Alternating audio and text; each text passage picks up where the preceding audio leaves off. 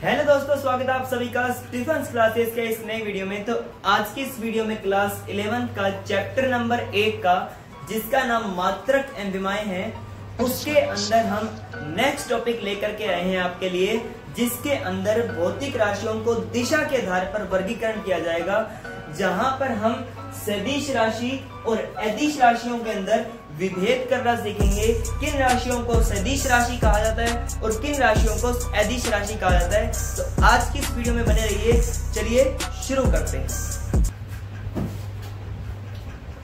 तो सबसे पहले अगर हम बात करें सदिश राशि के लिए, तो इसके पास अगर कोई राशि सदिश राशि है तो सबसे पहले उसके पास परिमाण होना चाहिए,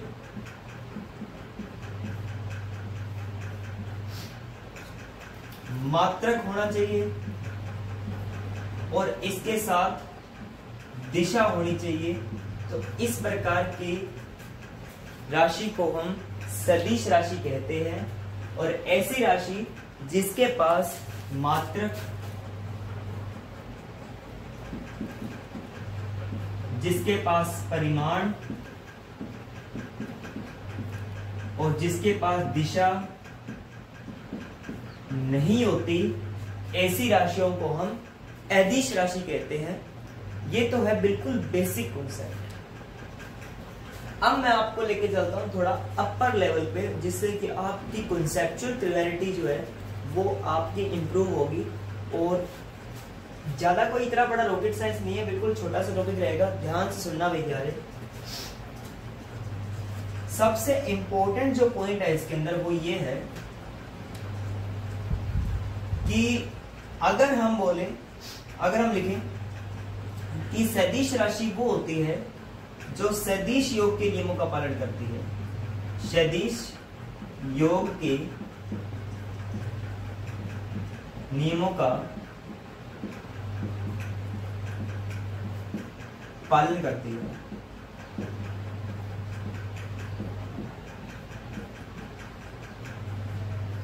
और अदिश राशियां वो होती है जो सदिश योग के नियमों का पालन नहीं करती। सबसे इंपॉर्टेंट पॉइंट ये वाला है, क्योंकि क्लास 12 के वाइबे के अंदर और क्लास 11th में आपको इस टॉपिक से ज्यादा क्वेश्चन आपको देखने को मिलेंगे, जहां से पिक होते हैं क्वेश्चन। ठीक है, तो जैसे मैं अगर इसके एग्जांपल फॉर्म में लिखूं कि भौतिक राशियां कौन कौन सी होती है जो कि सदिश है, तो सबसे पहले आता है वेग, विस्थापन,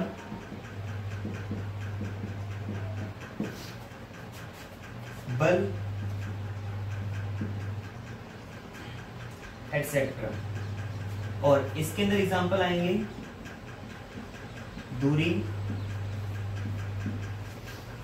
चाल, विद्युत धारा, एटसेट्रा। पर सबसे मेन चीज क्या है? सबसे मेन चीज कि ये जो बल है ये एक सदिश राशि है। सर समझाइए कैसे होती है। और आपने ये परिमाण लिखा है, आपने ये मात्रक लिखा है, ये दिशा लिखी है, इसका सही मायने में क्या अर्थ है? तो भाई ध्यान से सुनना, कॉन्सेप्चुअल क्लैरिटी बन जाएगी इससे आपकी। अगर हम किसी भी चीज को लिखें, जैसे मैंने बोला कि द्रव्यमान को लिखना है, द्रव्यमान को, तो आप बोलोगे सर जैसे मेरे को चीनी खरीदनी है, तो आप बोलोगे सर 5 किलो चीनी। ठीक है, 5 किलो चीनी। तो यहाँ पे हम देख सकते हैं कि यहाँ पे दो तरह की चीजें काम कर रही है। एक तो जो ये वैल्यू है इसे, और जो इसके साथ में किलोग्राम लगा है ये चीज। तो ये जो वैल्यू है इसे हम बोलते हैं परिमाण, और जो ये मात्रक है, ये जो किलोग्राम है, इसे हम बोलते हैं मात्रक। तो कुछ ऐसी राशियां होती है जिनको सिर्फ परिमाण और मात्रक के द्वारा दर्शाया जाता है, उनको किसी भी प्रकार की दिशा की आवश्यकता नहीं होती। वरना आप ये थोड़ा बोल दोगे भाई कि मान के चलो आपने 5 किलो चीनी खरीदी है, और आप बोलोगे हमें दक्षिण दिशा में चीनी चाहिए, हमें पश्चिम दिशा में चीनी चाहिए 5 किलो, तो भाई वो भी दुकानदार शाना वो पश्चिम दिशा में फेंक देगा और आप उठा करके ले आओगे। तो ऐसा नहीं होता। द्रव्यमान एक ऐसा मात्रक है, मतलब ऐसी भौतिक राशि है जिसके अंदर 5 जो है इसका परिमाण है और किलोग्राम इसका मात्रक है, इतना ही सफिशिएंट है इसके लिए। तो ये ऐसी राशि है जिसको दिशा की आवश्यकता नहीं पड़ती। ये जो द्रव्यमान है ये एक अदिश राशि है। अगर हम बल की बात करें तो थोड़ा बल के बारे में इसको कॉन्सेप्ट को समझते हैं। अगर मैं आपको बोलूं कि ये जो मार्कर है इस मार्कर को ओपन करना है तो आपको बल लगाना है 10 न्यूटन से। तो आप लगाओगे 10 न्यूटन से बल, क्या खुलेगा मार्कर? नहीं खुलेगा। क्यों? क्योंकि आपने जो बताया है 10 न्यूटन, आपने हमें परिमाण बता दिया, आपने हमें मात्रक भी बता दिया, इससे काम नहीं बना क्योंकि ये खुला ही नहीं।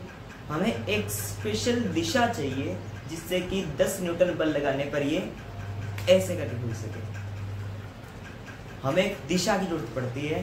तो ध्यान रखना भाई, बल है ऐसी राशि है जिसमें दिशा की भी आवश्यकता पड़ती है, इसलिए इसे कौन सी राशियों के अंदर रखते हैं? सदिश राशियों के अंदर।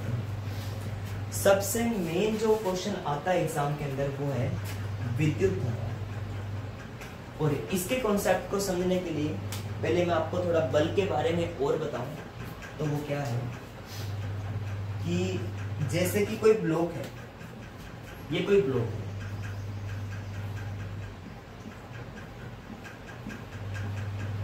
इस पे इधर की तरफ 5 न्यूटन बल लग रहा है और इस पे इधर की तरफ 5 न्यूटन बल लग रहा है।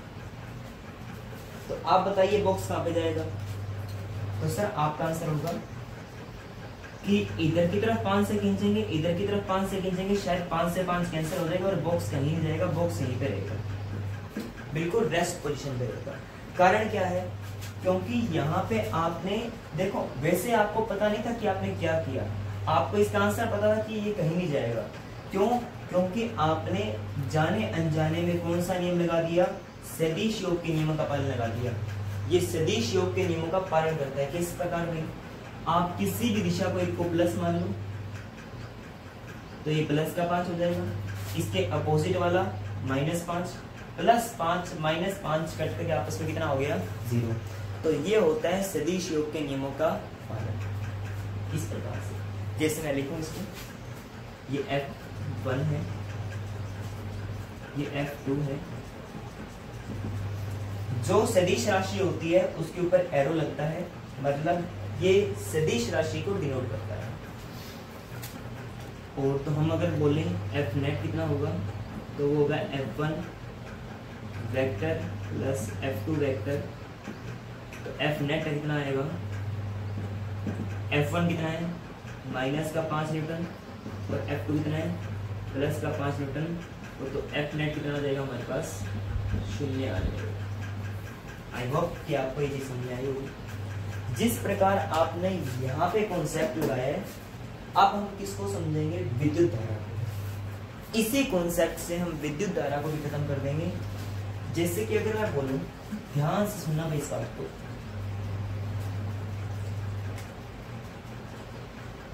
ये कोई बैटरी वगैरह है या कोई सोर्स है, इलेक्ट्रिसिटी का स्रोत है कोई, यहां से 1 और 2 लाइटें जा रही है। इधर की तरफ एक बल्ब लगा है और कनेक्शन कर दिया, इधर की तरफ भी बल्ब लगा और कनेक्शन कर दिया। ठीक है, हम मान लेते हैं कि इसके अंदर से 10 न्यूटन बल है, 10 एम्पियर इसमें से करंट जा रहा है। तो यहाँ पे 2 हिस्सों में बटेगा, यहाँ पे 5 न्यूटन 5 एम्पियर हो जाएगा, यहाँ पे भी 5 एम्पियर हो जाएगा। ठीक है, तो आपके हिसाब से क्या दोनों बल्ब जलने चाहिए?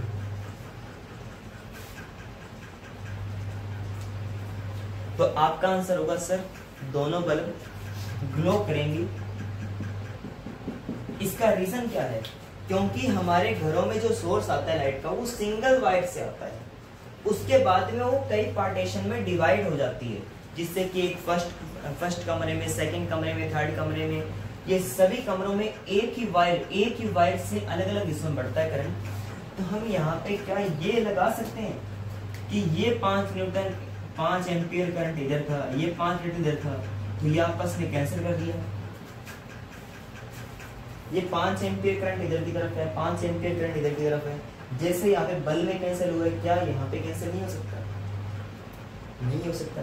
यहाँ पे भी ग्लो करता है बल्ब और यहाँ पे बल्ब ग्लो करता है। इसका मतलब क्या है कि ये विद्युत धारा एक ऐसा चीज है जो सदिश योग के नियमों का पालन नहीं करता। देखो इसके पास भले ही इसके पास क्या है 5 एम्पीयर जिसमें लिखा, तो भले ही इसके पास क्या है परिमाण है, भले ही इसके पास मात्रक है, भले ही इसके पास दिशा भी है प्लस से माइनस की तरफ, परंतु ये क्या नहीं करता? सदिश योग के नियमों का पालन नहीं करता। सदिश योग के नियमों का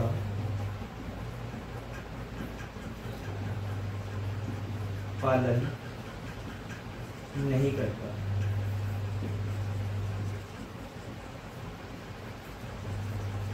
तो ये आपका टॉपिक खत्म हो गया। इसके नोट्स आपको डिस्क्रिप्शन बॉक्स में मिल जाएंगे, पीडीएफ बने हुए हैं। तो आज की वीडियो आपको कैसे लगी? अगर आपकी वीडियो ये अच्छी लगी हो तो वीडियो को लाइक करें, सब्सक्राइब करें। और आज वीडियो क्वालिटीज़ और जो माइक की क्वालिटी है वो थोड़ी इम्प्रूवमेंट की गई है। तो बताइए किस प्रकार की आपको वॉइस लगी। चलिए, जय हिंद, वंदे मातरम, चलते हैं, गुड बाय।